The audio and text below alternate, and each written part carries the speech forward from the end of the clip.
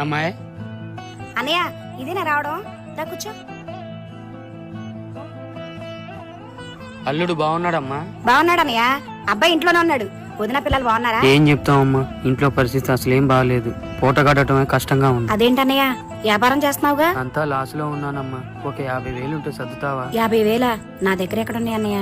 అమ్మా నువ్వు అలా అనుకో, అల్లుడిని అడిగి ఇప్పించమ్మా. మీరు ఎప్పుడు అడిగితే అప్పుడు ఇచ్చేస్తా.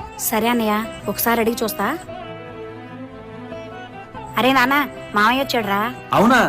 ఏంటంటమ్మా? వాళ్ళ ఇంట్లో పరిస్థితి ఏం బాగాలేదంట. ఒక 50,000 అప్పుగా అడుగుతున్నాడయ్యా. 50,000 నా దగ్గర ఎక్కడి అమ్మా? అదేంటి నాన్న అలా అంటావు?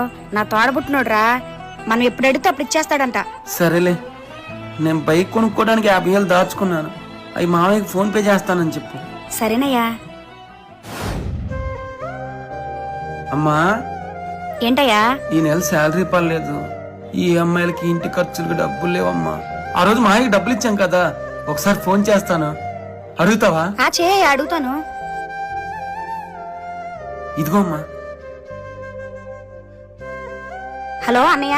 చెప్పమ్మా. సంవత్సరం క్రితం 50,000 ఇచ్చాం కదా అన్నయ్య, అయ్యి ఇప్పుడు అబ్బాయి అడుగుతున్నాడు అన్నయ్య. ఇప్పుడు అంటే నా దగ్గర ఎక్కడి నుంచి వస్తాయి?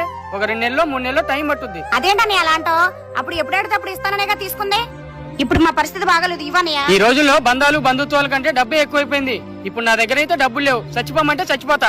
అదేంటన్నయ్య, డబ్బులు అడిగితే చచ్చిపోతానంటావేంటి? అమ్మా, కాల్ కట్ చేయి. నన్ను క్షమించయ్యా. నువ్వేం తప్పు చేసావమ్మా? బంధువైనా స్నేహితుడైనా వాళ్ళకి అవసరం వచ్చినప్పుడు మనం అప్పిస్తే మనల్ని దేవుడు అంటారు. అదే అవసరం మనకొచ్చి ఇచ్చినప్పుడు తిరిగి అడిగితే ఎంత మిత్రుడైనా బద్ధ శత్రువు అవుతాడు. డబ్బు ఎంత బంధాన్నైనా ఎన్ని బంధుత్వాలనైనా ఎట్టే నాశనం చేసిద్ది.